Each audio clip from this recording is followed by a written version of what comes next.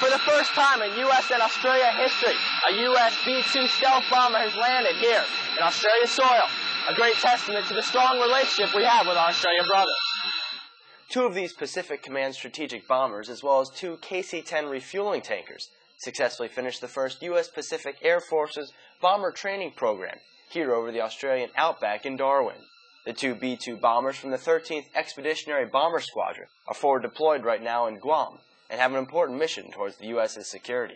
We're presently deployed here for 120 days out in the Pacific AOR here to help bolster, first off, commitment to the AOR, and also for deterring and dissuading any potential enemies now and in the future, and to try to have that presence that has a deterrence piece to it. And that's what we were doing in this AOR.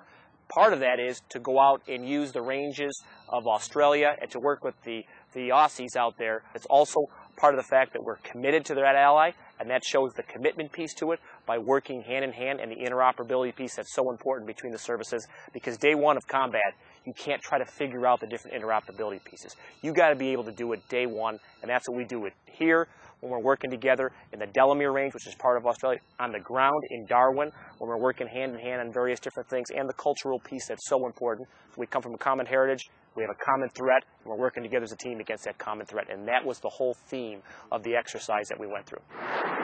As a testimony to the effective weapons bombers can be, both B-2s left Guam, flew into Australian airspace, and dropped two 2,000-pound bombs at the Delamere bombing range in the Northern Territory. After dropping their payload, U.S. air-to-air refueling tankers from the 506th Expeditionary Air Refueling Squadron pumped some 120,000 pounds of fuel in mid-flight before the bombers made their way back to Guam, concluding their successful bombing run. Without the extra push from the air-to-air fuel tankers, the bombers could not have been as effective. And they provide that power piece that without them, we can't do any of this. And this particular group of KC-10s had both active duty and had reservists mixed together. So that total force piece was also a part of this operation, which is so important in the U.S. construct these days of how we use our forces. It's one team, it's a total force concept, and it's one fight.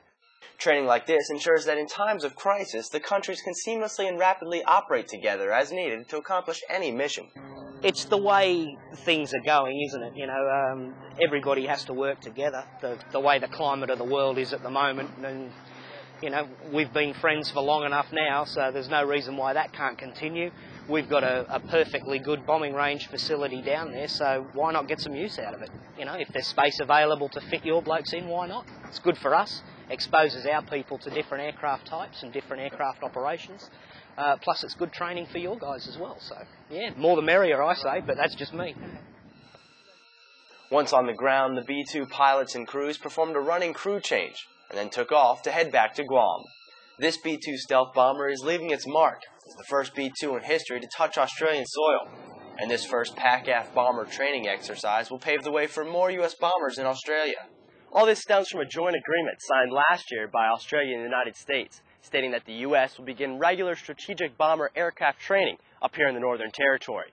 They're calling it Exercise Green Lightning, and it's the first of much more joint training, building upon the already strong relationship of Australia and the United States, as well as ensuring regional stability. Sergeant Jeremy Vaught, Darwin, Australia.